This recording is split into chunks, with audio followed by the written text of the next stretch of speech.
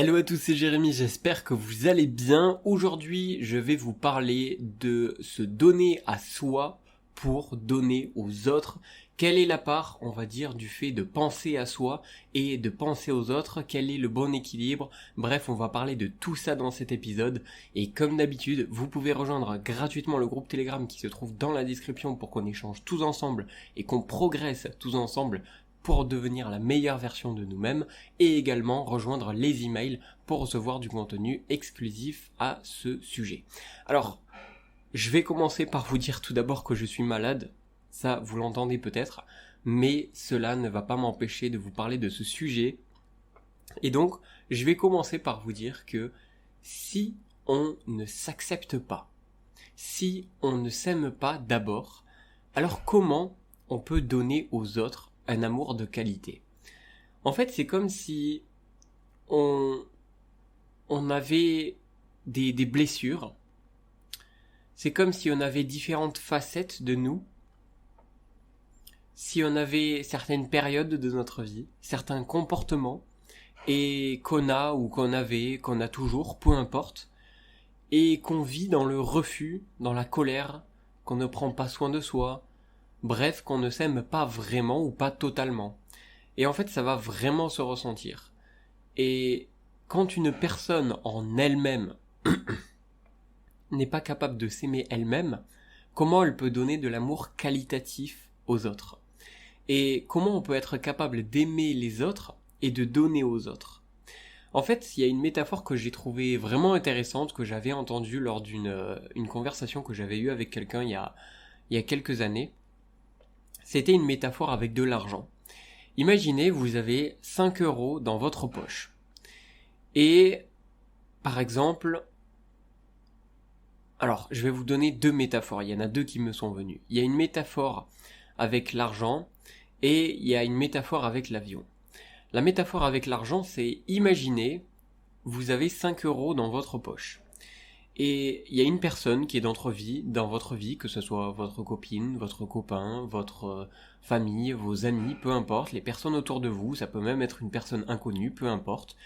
Une personne qui vous demande votre amour, ou qui, vous savez, veut passer un bon moment avec vous, mais vous ne pouvez pas donner plus que 5 €.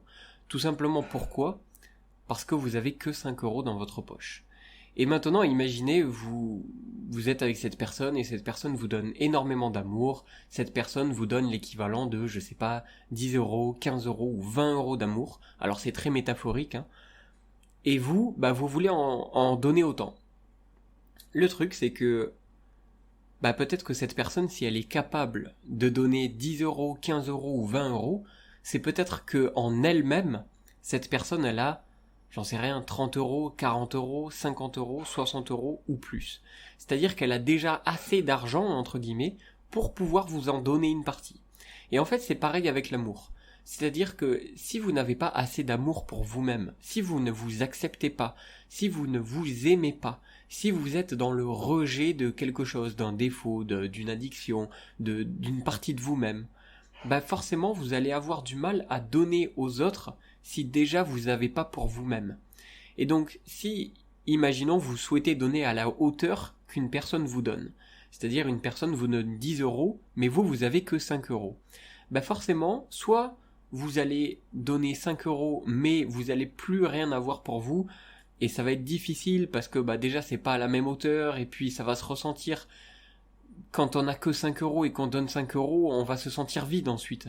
On va se sentir vide d'amour, et puis de toute façon 5 € c'est pas vraiment assez, on n'a pas encore assez cultivé d'amour pour pouvoir être capable d'en donner suffisamment, ou du moins comme on le souhaiterait à la personne avec qui on est. Et donc cette métaphore, c'est un petit peu mettre une valeur sur l'amour, mettre une valeur sur ce qu'on peut cultiver pour soi-même et qu'on peut ensuite donner. Par exemple, on peut aussi faire la métaphore avec, par exemple, un arbre fruitier. Imaginez, vous avez un champ, mais votre champ il est vide. Ou votre champ, il a que des petits arbustes, mais il n'a pas encore de fruits. Forcément, vous pouvez avoir la bonne volonté vous n'allez pas être dans la capacité de donner des fruits et de faire plaisir à votre entourage, parce que votre champ n'a pas encore de fruits qui est généré. Mais si vous avez plein d'arbres fruitiers, que vous avez cultivé beaucoup d'amour pour vous, que vous avez arrosé cet amour pour vous pendant longtemps, que vous avez cultivé, que vous avez pris soin de vous, etc., etc., ben forcément, et je pense que ça c'est la meilleure métaphore, je viens de la trouver en live avec vous, ben forcément vous allez avoir plein de beaux fruits, des fruits en quantité et des fruits en qualité, et ensuite vous allez pouvoir être à même de donner de ces fruits. Parce que vous allez en avoir un suffisamment pour vous, et deux, vous allez pouvoir être dans la capacité d'en donner parce que vous en avez plus ou moins en abondance. Et l'amour, en fait, c'est un petit peu pareil. C'est-à-dire que si vous ne cultivez pas de l'amour pour vous, si vous ne cultivez pas, on va dire, de l'acceptation de vous, etc., etc., comment vous pouvez donner de l'amour, ou du moins de l'amour de qualité? Maintenant, je vais prendre le dernier exemple, et ensuite on va continuer d'approfondir, et je trouve ça vraiment intéressant. C'est l'exemple de l'avion. Vous avez certainement tous, vous qui m'écoutez, pris l'avion dans votre vie, et vous avez entendu les consignes de sécurité. On vous a toujours dit de toujours prendre le masque pour vous, le masque à oxygène, d'accord, s'il arrive quelque chose, de toujours prendre d'abord le masque à oxygène pour vous, et ensuite de le donner à votre enfant ou à la personne, ou aider la personne qui est à côté de vous. Pourquoi ? Bien tout simplement parce que si vous ne vous aidez pas vous-même, vous n'allez pas être dans la capacité d'aider les autres. Et donc en fait c'est aussi prendre ses responsabilités. C'est aussi de se dire, je prends la responsabilité des autres en m'aidant d'abord moi-même. Parce que si je m'aide pas moi-même, bah je vais tout simplement y passer, je vais me laisser mourir et j'aiderai plus jamais personne. Et plus personne sera là pour compter sur moi, plus personne sera là pour que je sois à son service, ou pour aider, ou pour donner de l'amour, ou je suis sûr que des personnes ne veulent pas que je parte, bref, on pourrait aller très loin, mais bref, c'est pas le sujet.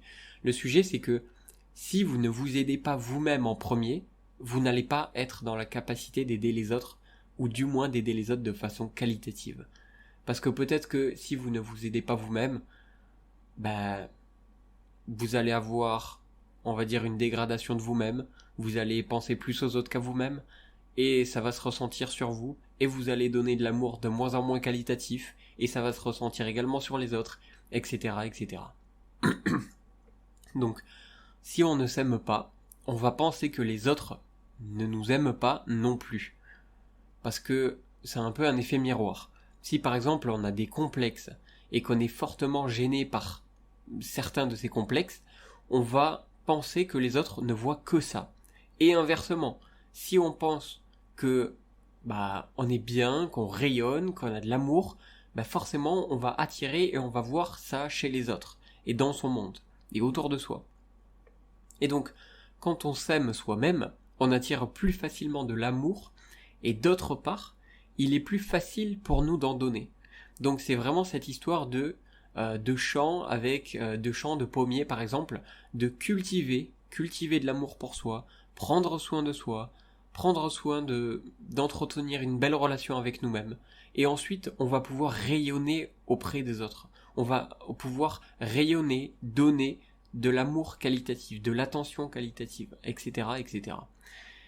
Et si on est vide, à l'opposé, si on est vide, qu'on est négatif, qu'on n'accepte pas certaines parties de nous, qu'on juge les autres, etc., etc., alors il va falloir s'attendre qu'en retour, l'effet miroir fasse son effet, et donc on va être forcément mal avec les personnes qui vont nous entourer, ou du moins ça va se refléter petit à petit un jour ou l'autre.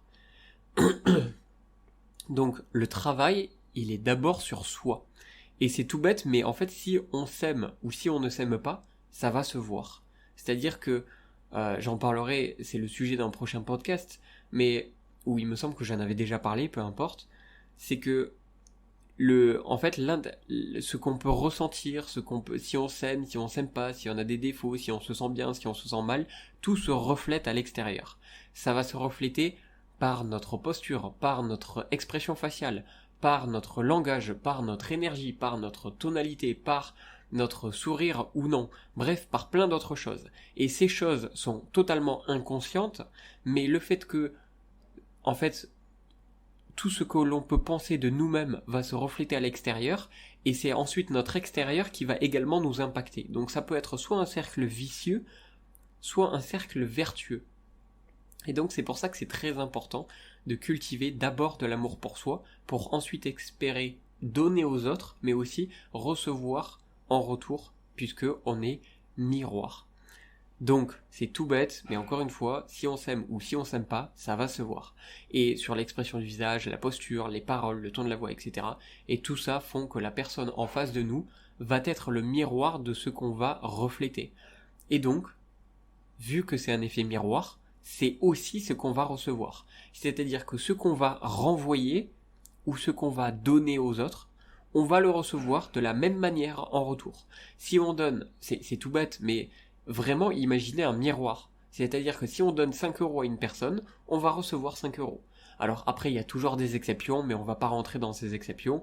Je parle vraiment en règle générale, et vraiment ça marche.